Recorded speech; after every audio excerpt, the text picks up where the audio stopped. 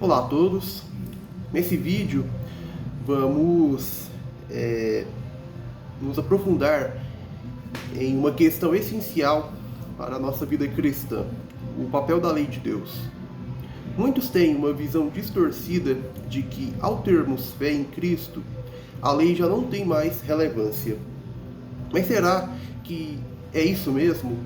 Vamos entender o que a Escritura nos ensina sobre a lei, o que ela representa, como ela nos guia no caminho certo e o porquê de não estarmos mais sob a condenação dela. Será que a lei é algo negativo ou é uma bênção para o crente? Vamos ver tudo isso agora, nesse vídeo. A palavra hebraica Torá, comumente traduzida como lei, carrega um significado profundo e abrangente. Não é apenas uma série de regras, mas uma indicação, uma direção ou direção autorizada, vinda diretamente do Senhor. Desde o início, essa lei foi a base do relacionamento entre Deus e o homem, começando com Adão, passando pela linhagem de Sete e sendo reafirmada em figuras como Noé, Abraão e outros homens piedosos, como Melquisedeque e Jó. O conceito de lei no Antigo Testamento está diretamente relacionado à soberania de Deus. Ele é o único rei verdadeiro, o governante supremo sobre todas as coisas, e sua lei expressa sua vontade e caráter. Assim, a lei não é meramente uma série de mandamentos impostos de maneira injusta, não. Os mandamentos de Deus não são injustos. Pelo contrário, são justos ou legítimos por definição. Os mandamentos da lei de Deus são uma expressão da autoridade divina sobre o mundo criado.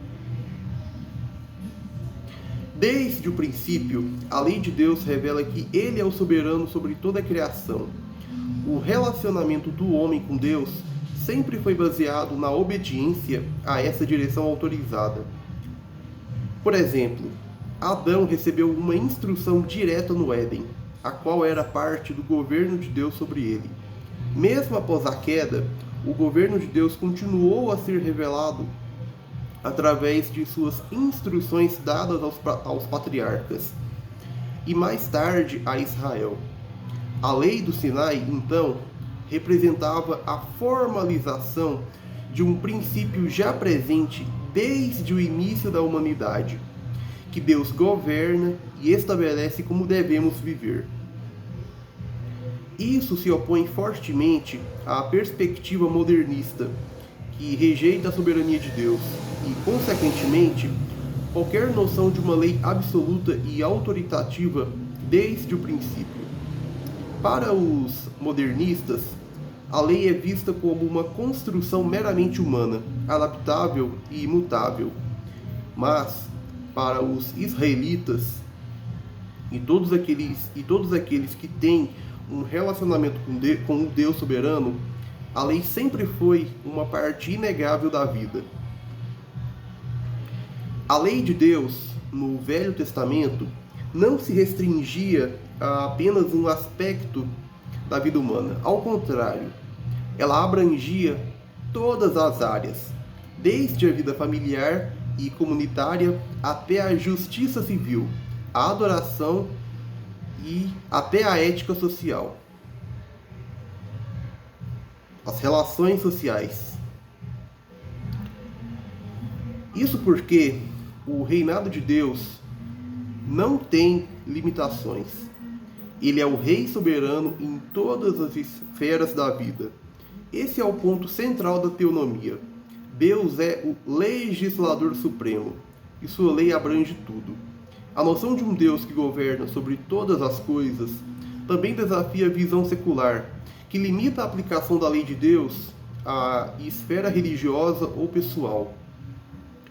O mandamento de Deus se estende sobre a economia, sobre a justiça, sobre o comportamento moral e até sobre o governo civil.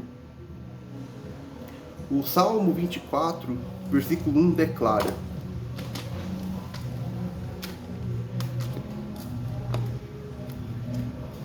Salmo, capítulo 24, verso de número 1. Do Senhor é a terra e a sua plenitude, o mundo e aqueles que nele habitam. O que reafirma que toda a criação está debaixo da autoridade divina. É impossível existir um relacionamento com Deus sem a presença de uma lei. Isso porque o relacionamento entre o Criador e a criatura pressupõe a autoridade de um sobre o outro. Desde o início, Deus estabeleceu a maneira pela qual o homem deveria se relacionar com ele, o que incluía a obediência aos seus mandamentos. No Jardim do Éden, o simples mandamento de não comer o fruto da árvore do conhecimento do bem e do mal era uma expressão, um exercício dessa autoridade divina sobre o homem. O mesmo princípio continua em vigor até os dias de hoje. O cristão reformado, que entende a soberania de Deus sobre todas as coisas, reconhece que viver em obediência à lei de Deus não é apenas uma questão de devoção pessoal, mas uma exigência do relacionamento de aliança com o Senhor. Rejeitar a lei de Deus é rejeitar o governo de Deus. E esse é o motivo pelo qual a sociedade moderna, afastada de Deus, luta tanto contra os absolutos morais e éticos que a lei divina impõe.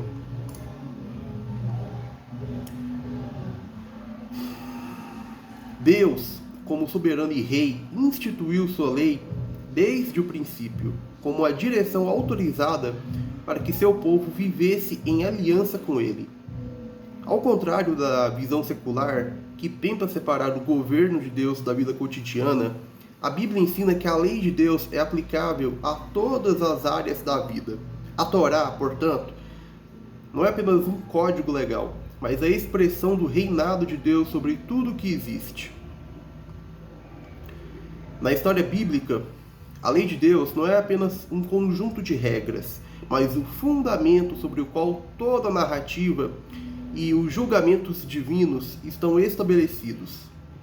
Cada livro do Antigo Testamento reflete essa perspectiva, onde a lei é a definição pela qual o comportamento do povo é avaliado, as bênçãos são prometidas e as maldições são aplicadas.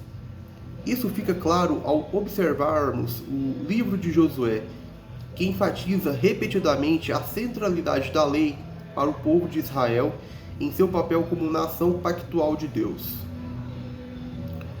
O livro de Josué começa com uma poderosa recordação. O povo de Israel, recém-instalado na Terra Prometida, recebe a lembrança de que a obediência à lei de Deus é a fonte de sua força e o sinal de seu privilégio. Em Josué 1, 7-9, Deus ordena a Josué que seja forte e corajoso, e que medite dia e noite na lei, pois é através da observância fiel dessa lei que eles prosperarão na terra. Aqui vemos que a lei de Deus não é apenas uma diretriz moral, mas também a garantia da bênção de Deus e a chave para o sucesso no cumprimento de seu propósito para Israel. Esse chamado à obediência contínua é uma reafirmação do vínculo pactual entre Deus e seu povo. Israel não é apenas uma nação comum, é o povo da aliança, e a lei é o sinal visível e prático desse relacionamento. Josué 22, 5 e 23, 1-16 reforçam essa mensagem, lembrando o povo de que sua identidade, bênçãos e até mesmo sua sobrevivência como nação dependem de sua fidelidade à lei de Deus. Outro ponto de destaque no livro de Josué é a circuncisão, o sinal individual da aliança de Deus com seu povo. Em Josué 5, os israelitas são circuncidados antes de celebrarem a Páscoa, marcando sua separação como o povo escolhido e lembrando-os de seu compromisso com a lei de Deus. Este ato simbólico reforça que a lei e a aliança estão interligadas. O povo de Deus não pode se separar de sua lei, pois ela é o alicerce do relacionamento pactual. A Páscoa, também celebrada nesse contexto, lembra ao povo o livramento que Deus operou no Egito, que foi um ato de julgamento sobre aqueles que não estavam sob a lei e a aliança. Esse padrão é repetido ao longo do Antigo Testamento, onde a observância dos mandamentos de Deus é associada à proteção e bênção divinas, enquanto a desobediência resulta em juízo. Além disso, a lei de Deus orienta as ações de Israel na conquista da terra prometida. Em Josué 6,17, por exemplo, vemos a proibição de tomar os despojos de Jericó. E em Josué 9,23, o castigo aos gibeonitas por enganar Israel também é administrado com base na lei. Esses eventos mostram que as batalhas de Israel não eram meras campanhas militares, mas cumpriam um propósito pactual e legal. A vitória ou derrota dependia da obediência à lei de Deus, pois ela era a expressão da vontade divina para o povo.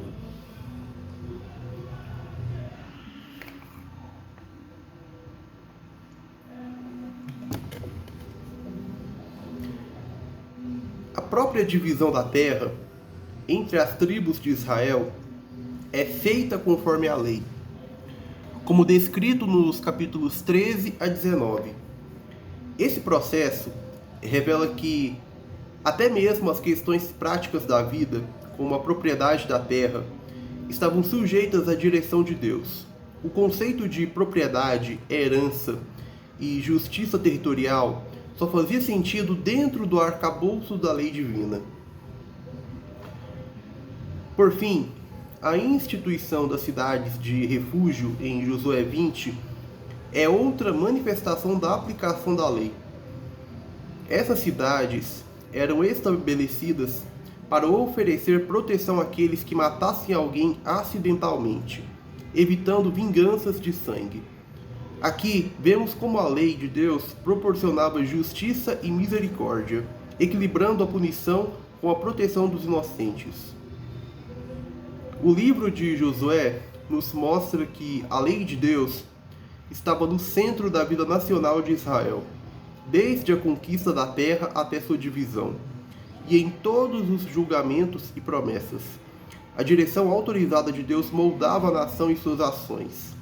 A lei não era apenas uma coleção de regras religiosas para a vida particular ou esfera privada e esfera eclesiástica, mas uma constituição divina que governava todas as esferas da vida. Este princípio permanece verdadeiro hoje, pois a lei de Deus continua a ser a base da ética e da vida cristã, aplicável a todos os aspectos da existência humana. Ao passarmos para outros livros históricos do Antigo Testamento, como Ruth e Juízes, vemos a continuidade e a importância da lei de Deus na vida do povo de Israel, bem como as consequências trágicas de sua rejeição. Esses livros ilustram tanto as práticas da lei, como também as consequências sociais e espirituais da apostasia do povo de Deus. No livro de Ruth, observamos a aplicação de leis específicas dadas por Deus para a vida cotidiana de Israel. As práticas de coleta, redenção da terra e o levirato são todos exemplos de como a lei de Deus moldava as relações sociais e familiares dentro da aliança. A prática da coleta, por exemplo, permitia que os pobres e necessitados recolhessem o que sobrava da colheita. Vou abrir um texto aqui que trata sobre isso.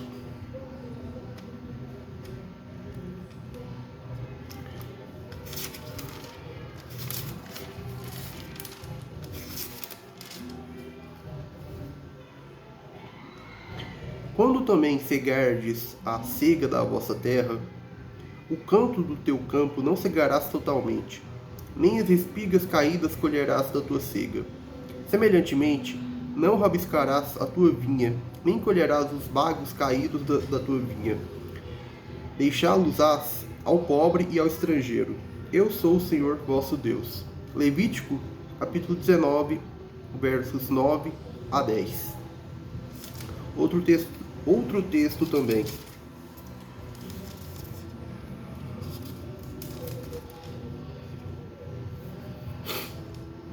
E quando cegardes a cega da vossa terra, não acabarás de cegar os cantos do teu campo, nem colherás as espigas caídas da tua cega. Para o pobre e para o estrangeiro as deixarás. Eu sou o Senhor vosso Deus. A mesma coisa em Levítico capítulo 23, versículo 22.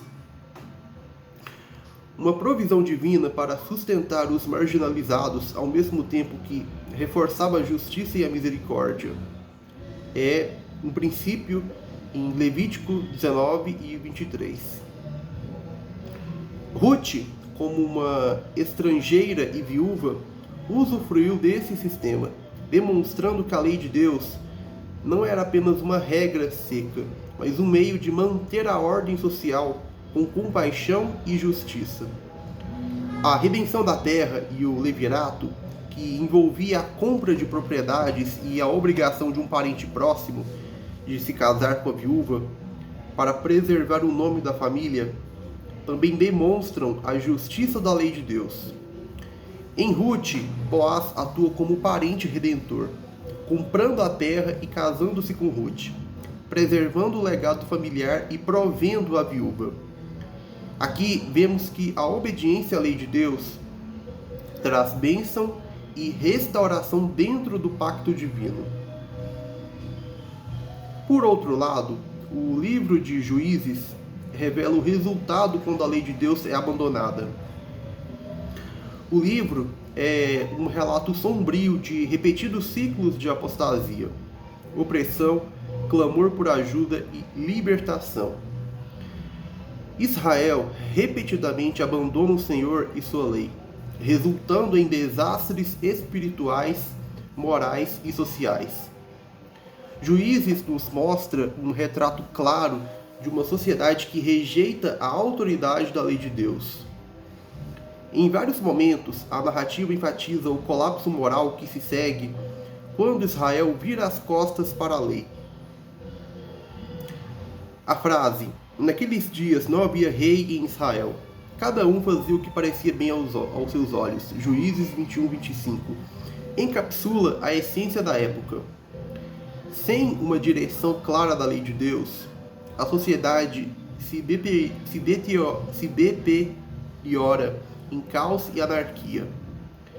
Essa ausência de um rei em Israel não era apenas uma ausência política, mas uma ausência espiritual. O verdadeiro rei de Israel deveria ser Deus, e sua lei deveria governar o povo. No entanto, ao rejeitar a lei, Israel rejeitou a Deus como seu soberano. Os capítulos 19 e 20 de Juízes relatam a depravação extrema em que Israel havia caído, com histórias de violência, corrupção e imoralidade, todas resultado direto da apostasia e do desprezo pela lei. A apostasia de Israel, como descrita em Juízes, não era apenas um afastamento religioso, mas também um colapso ético e social. O desprezo pela lei de Deus resultou em desordem moral e a destruição da coesão social. Sem a direção da lei, o povo agia segundo suas próprias inclinações, resultando em injustiça, opressão e caos. Juízes serve como uma advertência clara do que ocorre quando o povo de Deus se desvia da direção autorizada por ele. A repetição constante da frase "cada um fazia o que parecia bem aos seus olhos" enfatiza e mostra o perigo do relativismo moral e a rejeição da autoridade divina. Quando a lei de Deus é descartada, o resultado inevitável é a destruição da ordem social e o aumento da maldade. Tanto o livro de Ruth quanto o livro de Juízes mostram duas faces distintas da relação com a lei de Deus. Em Ruth, vemos a lei funcionando como um instrumento de justiça, misericórdia e redenção. Já em Juízes, a rejeição da lei resulta em um colapso moral e social. A aplicação ou rejeição da lei de Deus tem consequências reais e profundas para a vida das pessoas e para o destino de uma nação. Bom, então, no livro de Juízes, o tema central é a o tema central é a contínua infidelidade de Israel em relação à aliança com Deus e a sua lei. A narrativa revela como o povo repetidamente se desviava de Deus, buscando outros deuses e abandonando os mandamentos do Senhor. Esse padrão de apostasia é evidenciado no ciclo de opressão, clamor e libertação que caracteriza o livro. O livro de Juízes destaca a relação direta entre a fidelidade à lei de Deus e a prosperidade do povo de Israel. Sempre que Israel abandonava Deus como seu soberano e rei, caía em apostasia, desgraça e opressão. Isso é ilustrado com clareza em Juízes 2:17.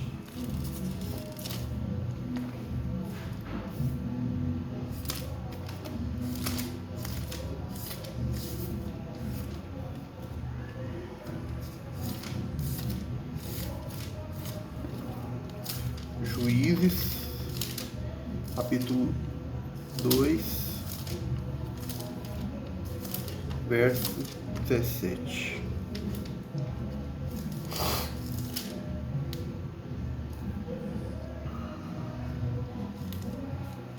Diz assim o texto, Juízes 2, 17. Porém, tão pouco ouviram aos juízes, antes se prostituíram após outros deuses, e encurvaram-se a eles. Depressa se desviaram do caminho por onde andaram seus pais, ouvindo os mandamentos do Senhor. Mas eles não fizeram assim. A rebeldia de Israel não era apenas um ato de desobediência, mas uma rejeição do governo divino, em favor de uma falsa autonomia. Deus, como o legislador soberano e rei da aliança, havia estabelecido a lei como a base para o relacionamento pactual com seu povo. No entanto, Israel rejeitou essa direção autorizada, buscando a realeza humana e se conformando às práticas idólatras dos povos ao redor. Esta rejeição da autoridade divina é uma negação da soberania de Deus e da sua lei.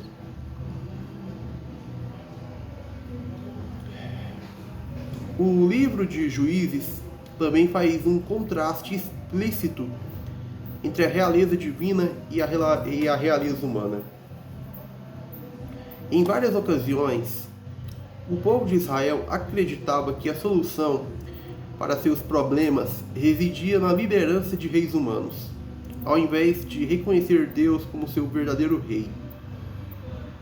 No entanto, a narrativa deixa claro que a realeza humana, por si só, não resolve os problemas espirituais e morais de Israel. Um exemplo notório dessa falsa esperança na realeza humana é visto em Abimeleque, que, em sua tentativa de se estabelecer como rei, apenas trouxe mais opressão e caos para o povo. Sua liderança é apresentada como uma negação direta da realeza de Deus, evidenciando o fracasso da tentativa de substituir o governo divino por uma monarquia humana.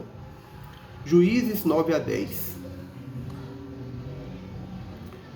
Da mesma forma, o reinado de Jabim, rei de Canaã, e seu comandante Sísera também mostram o contraste entre a realeza pagã e o reinado de Deus. Jabim, como um rei humano e opressor, governava sobre Israel com brutalidade. Entretanto, na famosa batalha contra Sísera, retratada no Cântico de Débora, vemos que a vitória não foi conquistada pelas forças humanas de Israel, mas pela intervenção direta de Deus, o Rei de toda a criação.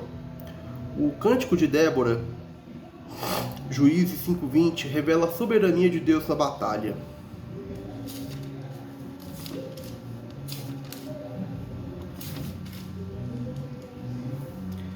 Desde os céus pelejaram, até as estrelas desde os lugares dos seus cursos pelejaram contra Sísera. Este versículo demonstra como Deus, o Rei Supremo, controlava até os elementos naturais para garantir a vitória de seu povo. A derrota de Sísera não foi apenas uma vitória militar, mas uma manifestação clara de que Deus, como Rei universal, governa e intervém na história de forma soberana.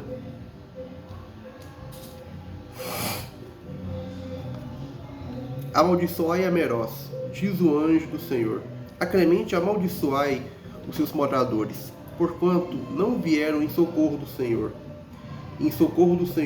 com os valorosos. Bendita seja sobre as mulheres Jael, mulher de Eber, o queneu, bendita seja sobre as mulheres nas tendas. Juízes 5, 23-24. Após a batalha, vemos uma outra importante característica da realeza de Deus. Ele distribui bênçãos e maldições com base na lealdade à sua causa, à sua lei. Aqueles que permanecem fiéis à lei de Deus e à sua aliança são abençoados, enquanto os que se rebelam contra ele são amaldiçoados. Isso revela que a obediência à lei de Deus não é apenas um requisito espiritual, mas também tem consequências concretas para a vida do povo, tanto em termos individuais quanto coletivos. A narrativa de Juízes deixa claro que quando o povo reconhece Deus como rei e se submete à sua lei, experimenta a bênção, proteção e vitória. Por outro lado, quando rejeitam sua soberania, caem em desgraça, opressão e derrota. O livro de Juízes ilustra a importância crucial da submissão à lei de Deus e ao seu reinado soberano.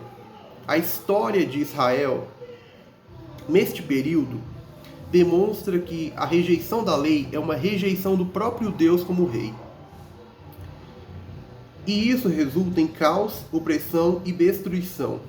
Ao contrário, a fidelidade a Deus e a sua lei traz bênçãos, vitória e prosperidade. Deus é o Rei universal e sua lei é a direção autorizada para o seu povo. Quando Israel segue sua lei, é fortalecido e abençoado. Quando a rejeita, sofre as consequências inevitáveis da apostasia. Este tema é fundamental para entendermos a dinâmica entre lei e soberania no Antigo Testamento e como ela molda o relacionamento entre Deus e seu povo. O Salmo 19 oferece uma visão majestosa da harmonia entre o governo soberano de Deus sobre o universo e a perfeição de sua lei. Ele expressa, de forma poética e profunda, como o cosmos revela a glória de Deus e como essa mesma glória se manifesta no homem quando ele obedece à lei divina. Davi, ao compor esse salmo, destaca a perfeição da criação de Deus. Ele utiliza a metáfora do sol, descrevendo-o como um noivo saindo do seu quarto e um homem forte ao correr uma corrida. Salmo 19, 4-5. O sol, com sua regularidade e poder, é um símbolo da ordem que Deus estabeleceu no universo. Essa ordem cósmica não é apenas uma exibição de beleza, mas também uma manifestação da ordem legal de Deus. Assim como o Sol segue seu curso designado por Deus, o homem é chamado a seguir os preceitos da lei divina, refletindo essa mesma harmonia e ordem. A descrição da criação de Deus é acompanhada por uma proclamação de que a lei do Senhor é perfeita e refrigera a alma. Salmo 19:7. A palavra perfeita aqui sugere que a lei de Deus é completa, suficiente e absolutamente correta para guiar a vida do homem. Assim como o cosmos segue um curso ordenado sob a mão soberana de Deus, a vida humana é direcionada e iluminada pela lei divina. O Salmo 19 conecta a majestade do governo de Deus sobre o cosmos e a perfeição da lei moral que ele dá ao seu povo. A lei, assim como a criação, revela a glória de Deus. Quando a humanidade vive em obediência a essa lei, a glória de Deus é revelada também na vida das pessoas e nas suas comunidades. Davi expressa que essa lei não é apenas um conjunto de regras, mas uma fonte de refrigério para a alma. Um guia que traz vida e restauração. A lei não apenas instrui, mas transforma o homem, permitindo-lhe viver em sintonia com a ordem de Deus, assim como o sol e os céus obedecem às suas ordens. Em contraste, o abandono da lei de Deus leva ao caos e à degradação. Davi celebra a lei como fonte de vida, mas também reconhece que sua rejeição resulta em desastre. A história de Israel é um testemunho dessa realidade.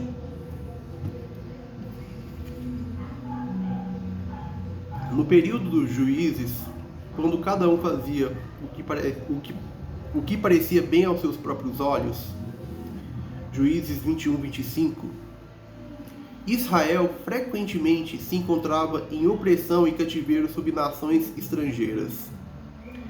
A lei de Deus, que deveria ter sido a fonte de sua força e glória, foi desprezada.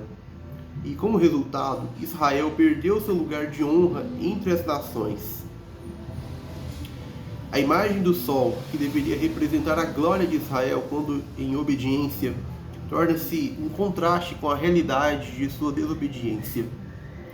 Em vez de brilhar como o sol entre as nações, Israel muitas vezes se encontrou em escuridão espiritual e moral, sendo oprimido por seus inimigos. Bom, Davi nos lembra, no Salmo 19, que a lei de Deus é uma bênção, não uma carga. A obediência à lei é o caminho para experimentar a plenitude da vida e a bênção de Deus. Quando o povo de Deus segue sua lei, eles refletem a ordem e a beleza do cosmos, vivendo em harmonia com o propósito criativo de Deus. No entanto, quando a lei é rejeitada, como aconteceu repetidamente na história de Israel, o resultado é o caos e a desordem, tanto individual quanto coletivamente. A lei de Deus, quando obedecida, traz luz, sabedoria e verdade. Mas sua rejeição traz escuridão, ignorância e destruição. O Salmo 19 nos ensina que a mesma glória que é revelada na criação de Deus é também revelada na sua lei. A ordem legal do universo reflete o caráter de Deus. E essa mesma ordem é expressa na lei que ele deu ao seu povo. Quando obedecemos a essa lei, nos alinhamos com o propósito divino, experimentando a paz, a harmonia e as bênçãos de Deus. A história de Israel mostra que a rejeição da lei de Deus traz consequências devastadoras. Assim como a natureza obedece a Deus e reflete sua glória, somos chamados a viver em obediência à sua lei, para que também possamos refletir essa glória em nossa vida e em nossa sociedade. O Salmo 19 oferece uma visão majestosa da harmonia entre o governo soberano de Deus sobre o universo e a perfeição de sua lei.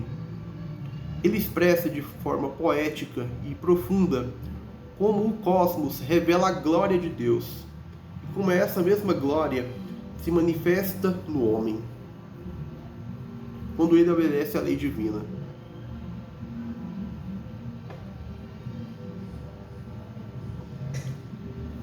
Bem, o Salmo 19 conecta a majestade do governo de Deus sobre o cosmos à perfeição da lei moral que ele dá ao seu povo.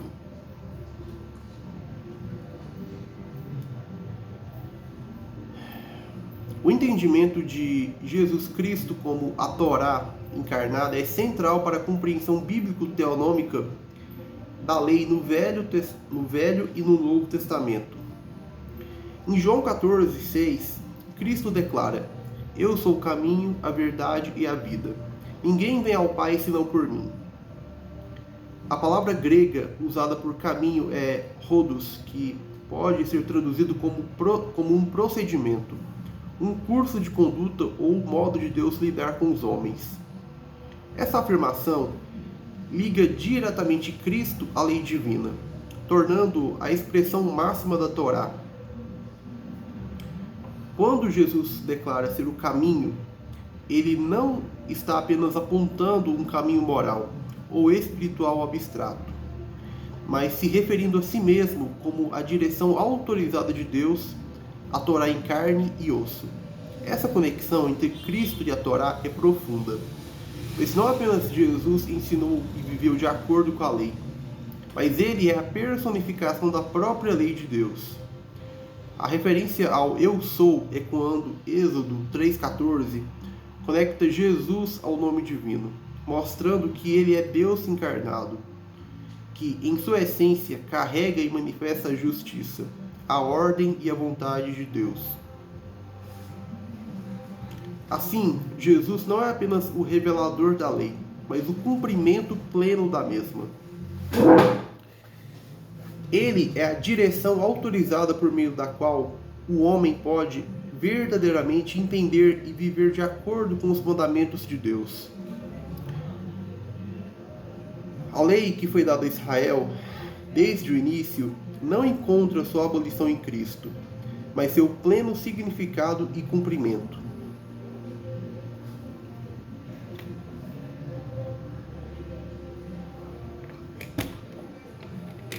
Cristo, sendo a encarnação da Torá, também é a declaração de justiça de Deus.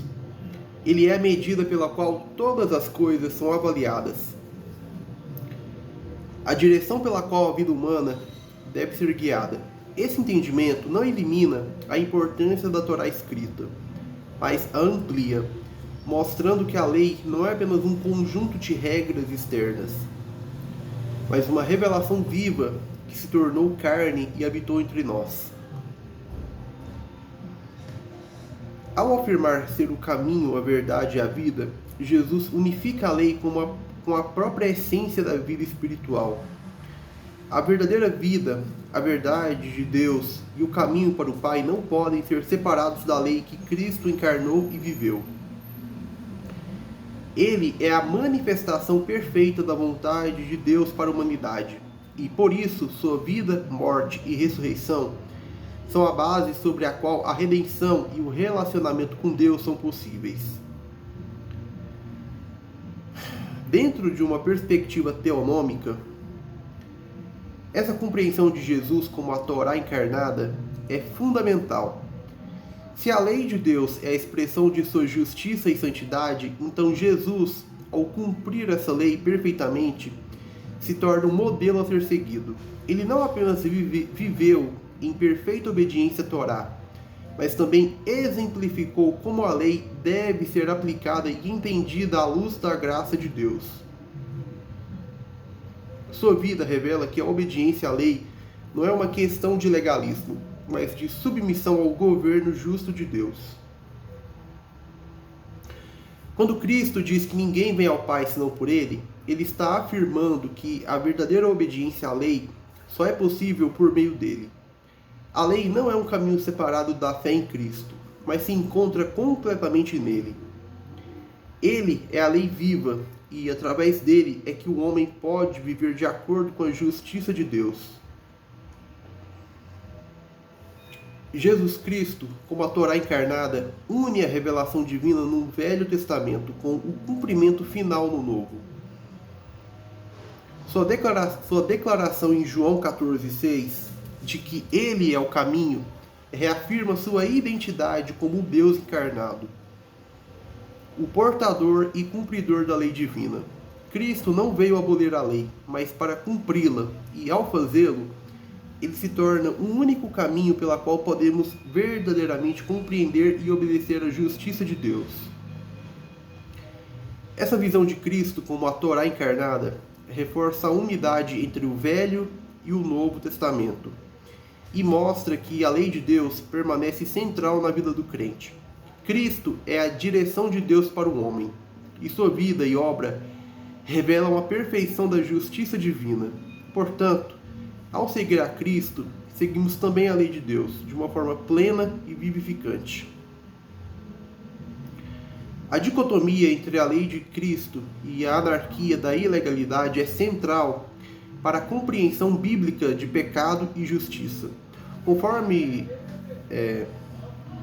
a alternativa à lei e a Cristo é a anarquia, uma vida sem direção, que leva inevitavelmente ao caos espiritual e moral. A palavra usada para pecado no grego, hamartia, significa errar o alvo,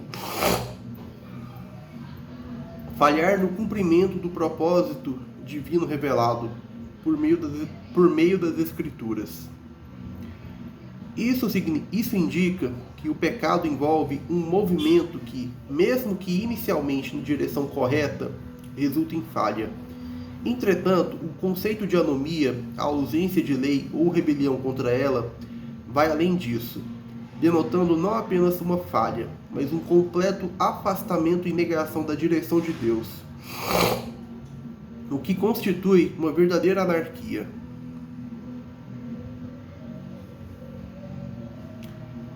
Em 1 João 3,4 é explicado que todo aquele que comete pecado transgride também a lei, pois o pecado é a transgressão da lei. Aqui temos uma definição clara de anomia, ilegalidade, em contraste com hamartia, pecado como falha. O pecado não é apenas uma falha moral, mas também uma violação explícita da ordem legal de Deus, ou seja, da sua lei. Quando alguém vive uma vida caracterizada pela prática habitual do pecado, essa pessoa está, na realidade, vivendo em anomia, ou seja, em oposição à lei de Deus. Isso revela uma hostilidade aberta contra a direção divina, o que implica numa rejeição não só das normas, mas também da própria autoridade de Deus como legislador.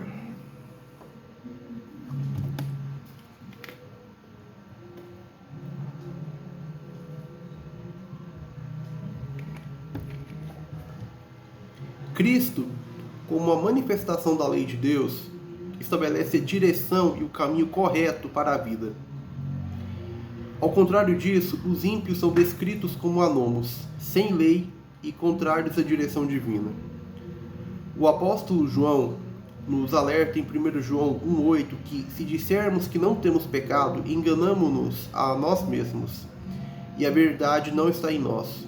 Ou seja, todos os homens são culpados de hamartia, pecado. Mas aqueles que habitualmente e deliberadamente rejeitam a lei de Deus, vivendo uma vida de anomia, revelam que não são verdadeiramente cristãos, pois a prática habitual do pecado é uma negação da própria lei de Deus. O uso da palavra anomos em Atos 2,23 e em passagens como 2 Tessalonicenses 2,8 e 2 Pedro 2,8 ressalta ainda mais a ligação entre a ausência de lei e a malignidade do comportamento humano. A rebeldia contra a ordem de Deus não é apenas um desvio moral, mas uma completa subversão da estrutura que ele criou para guiar e sustentar a humanidade. A anomia é, portanto, não apenas um erro, mas uma declaração de guerra contra o governo de Deus. Jesus Cristo, sendo a Torá encarnada, é também a declaração da direção ou lei de Deus. Ele nos mostra o caminho correto para seguir, e a obediência à sua lei é o que nos mantém dentro da vontade divina. A alternativa a isso é o caos e a desordem moral. A hamartia pode ser corrigida por meio do arrependimento e da graça de Deus. Mas a anomia, que implica a recusa ativa de seguir a lei de Deus, leva a uma condição de hostilidade perpétua contra a ordem divina. O apóstolo João deixa claro que viver em anomia é ser contrário à natureza de Deus. E viver em hamartia habitual é rejeitar o seu governo. Isso é crucial para a compreensão da ética teonômica, que exige não apenas uma vida moral, mas uma vida em plena submissão à lei de Deus, reconhecendo que a verdadeira liberdade e justiça são encontradas na obediência a essa lei. A escolha entre seguir a Cristo e sua lei, ou viver em anomia e ilegalidade, define o destino espiritual e moral de cada indivíduo. Cristo, como o caminho, a verdade e a vida, oferece direção e propósito claros através da lei de Deus. Já o pecado, tanto como hamartia quanto como anomia, representa uma rejeição dessa direção e uma vida de desordem e rebelião. Para o cristão, seguir a Cristo é estar em conformidade com a lei, enquanto rejeitar essa obediência resulta em uma vida de caos e condenação moral, longe da justiça de Deus.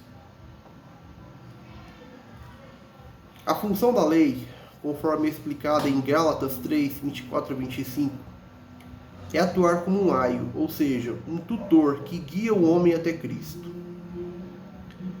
A lei, portanto, possui uma natureza educativa e disciplinar, ensinando-nos a viver conforme a justiça de Deus. Contudo, ao se deparar com a vinda da fé em Cristo, o relacionamento do homem com a lei passa por uma transformação significativa. Paulo declara que depois da fé, não estamos mais sob o comando de um aio, Gálatas 3, 25. Isso, entretanto, não implica o fim da lei, mas uma mudança na maneira como ela opera na vida do crente. Sem Cristo, a lei atua como uma acusação, uma sentença de morte, para aqueles que estão na direção errada. Isso ocorre porque a lei expõe a pecaminosidade humana, revelando o quanto nos desviamos do padrão de santidade de Deus. A justiça e a verdade de Deus exigem perfeita obediência, e a incapacidade humana de cumprir plenamente a lei coloca todos sob condenação. Nesse sentido, a lei sem a fé em Cristo condena e sentencia os pecadores à morte. No entanto, quando seguimos o caminho direcionado por Deus, a lei deixa de ser um instrumento de condenação e se transforma em um guia, um mestre-escola, que nos direciona no caminho da justiça e da verdade.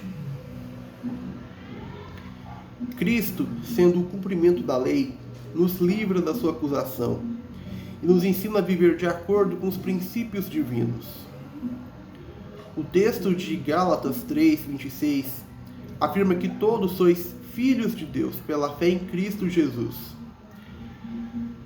Aqui, Paulo contrasta a vida imatura de escravidão sob a lei, antes da fé, com a nova vida de filiação, onde os crentes são livres para viver em comunhão com Deus. A lei, nesse contexto, não é abolida, mas cumpre seu papel de tutor, que nos leva à maturidade espiritual. Em Cristo, os crentes são capacitados a andar no caminho da santidade, guiados pela lei, mas não mais condenados por ela. O contraste apresentado por Paulo não é entre lei e não lei, mas entre dois modos de vida, um de escravidão e imaturidade e outro de filiação e liberdade. Como filhos de Deus, o crente não se rebela contra a lei, mas aprende a viver de acordo com ela, agora sob a perspectiva da graça e da filiação em Cristo. O pensamento de Martinho Lutero, ao declarar que, na medida em que me apego a Cristo pela fé, nessa medida a lei foi revogada para mim, foi interpretado por muitos como antinomianismo, ou seja, a ideia de que a lei foi completamente abolida para o crente. Esse conceito, no entanto, é estranho aos ensinamentos de Paulo. Embora Paulo ensine que a lei não pode justificar ninguém, ele nunca propôs que a lei fosse irrelevante para a vida do crente. Paulo atacou as leis feitas pelos homens e as interpretações humanas da lei como meios de justificação. E afirmou claramente que a lei de Deus ainda tem um papel santificador. A santificação não pode ocorrer sem obediência à lei. E viver em ilegalidade, anomia, é rejeitar o processo de santificação. A graça que vem por meio da fé em Cristo nos capacita a cumprir a lei e não a abolir. A lei permanece como uma direção essencial para a vida cristã, mesmo após a chegada da fé. O crente não está mais sob a condenação da lei, mas como filho de Deus é guiado por ela em direção à santidade. A vida cristã não é uma vida de anarquia ou ilegalidade, mas uma vida de obediência à lei de Deus, conforme revelada e cumprida em Cristo. Assim, a lei não é abolida, mas sua função de acusação é removida, deixando-a como um guia para a vida piedosa. Então, pessoal, vimos hoje que a lei de Deus continua sendo super importante para a nossa caminhada. Não estamos mais debaixo da condenação dela. Mas isso não significa que podemos viver como se não houvesse lei. Pelo contrário, a lei é um guia que nos aponta o caminho da justiça e da santidade.